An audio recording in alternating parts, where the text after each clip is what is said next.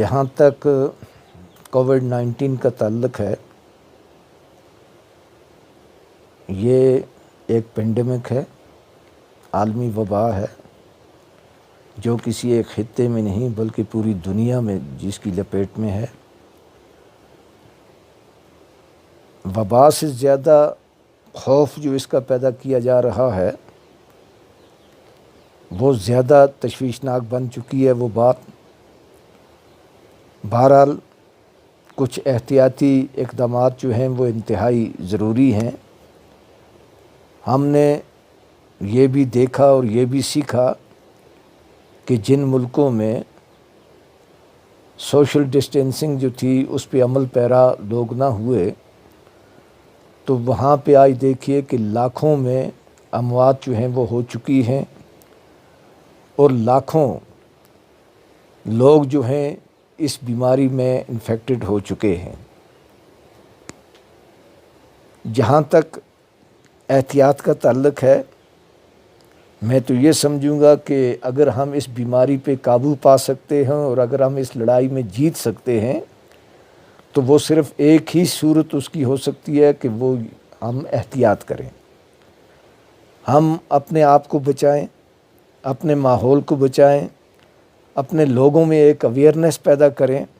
खुदा का फजल है कि हमारे इस खित्ते में करनाल की इस तहसील में यहाँ पे इंतज़ामिया ने जो बरवक्त कार्रवाई की उसकी वजह से भी और जो अवेयरनेस लोगों के अंदर आ गई उसकी वजह से हमारी हालत जो है वो काफ़ी बेहतर है। हम बिल्कुल इससे बिल्कुल कोविड फ्री एरिया हमारा ये बन चुका है, लेकिन अभी भी बहुत एहतियात की ज़रूरत है। सोशल डिस्टेंसिंग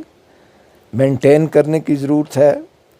और बिल्कुल लॉकडाउन की जो पोजीशन है, हम ये नहीं कहते हैं कि भाई इस लॉकडाउन को अब ज़्यादा देर तक क्या होना चाहिए, क्योंकि आगे से हमारी एक्टिविटीज़ होंगी एग्रीकल्चर के हवाले से, या यहाँ का अक्सर तबका जो है वो मज़दूर है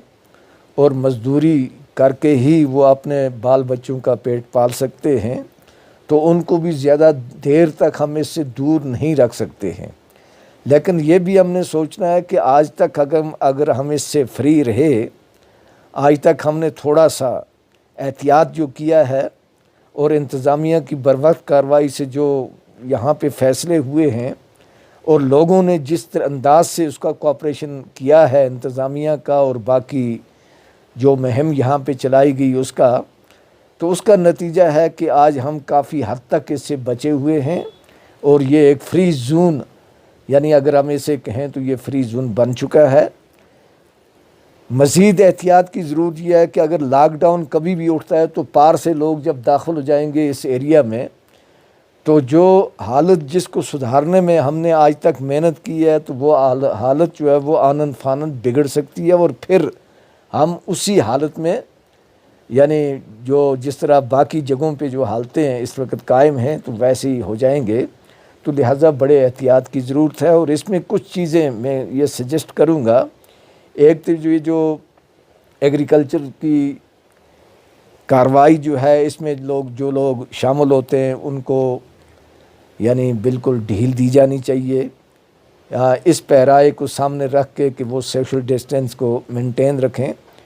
और फिर महदूद पैमाने पे कुछ तामीराती काम जो हैं वो शुरू किए जाएं। बिज़नेस जो है उसको भी किसी न किसी हद तक शुरू किया जाना चाहिए, क्योंकि बहुत सारे लोग इसके साथ वाबस्ता हैं, बहुत सारे लोग यहाँ पे डेवलपमेंट के कामों के साथ वाबस्ता हैं। अगर हम एक तरफ से उनको बचाएंगे लेकिन दूसरी तरफ से यहाँ की आवाम जो है ये फाका कशी का शिकार हो जाएगी।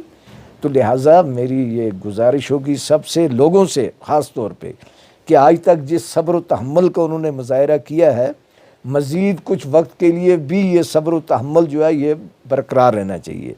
और इंतज़ामिया से ये कि मज़दूर यहाँ के एग्रीकल्चर से वाबस्ता जो लोग हैं उनके लिए कुछ ना कुछ सहूलतें जो हैं वो पैदा की जाएं, बिज़नेस कम्युनिटी के लिए सहूलतें पैदा की जाएं, ताकि साइड बाय साइड हमारी जो इकनॉमिक कंडीशन जो है वो इतनी खस्ता ना हो जाए कि जिससे हम बाहर निकलना हमारा मुश्किल हो जाए।